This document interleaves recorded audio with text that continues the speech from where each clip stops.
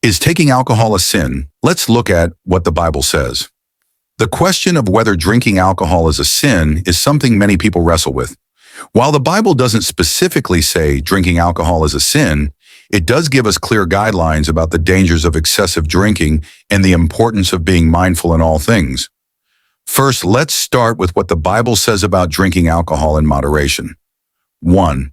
Alcohol itself is not sinful. In Psalm 100, 4:14-15, it's clear that God has created wine as a gift, meant to bring joy to people. He makes grass grow for the cattle and plants for people to cultivate, bringing forth food from the earth, wine that gladdens human hearts, oil to make their faces shine, and bread that sustains their hearts. Wine, in this case, is portrayed as something that, in the right context, can bring joy. Ecclesiastes 3:13 also reminds us that it's okay to enjoy the good gifts God gives us, that each of them may eat and drink and find satisfaction in all their toil. This is the gift of God. 2. The Bible warns against drunkenness. The issue isn't the act of drinking alcohol itself, but the act of getting drunk. Drunkenness is a clear sin according to the Bible. In Ephesians 5:18, we are warned, do not get drunk on wine, which leads to debauchery. Instead, be filled with the Spirit. Here the Bible speaks about the consequences of drunkenness, which can lead to a loss of self-control and open the door to sinful behavior. Drunkenness affects judgment and decision-making, and it has the power to destroy lives, relationships, and health. 3. Control and responsibility are key.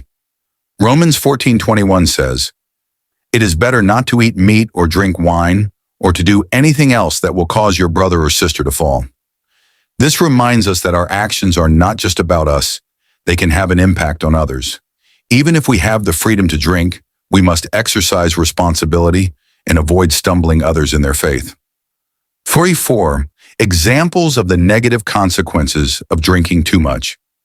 In Proverbs 21, it says, "Wine is a mocker, strong drink is raging, and whosoever is deceived thereby is not wise."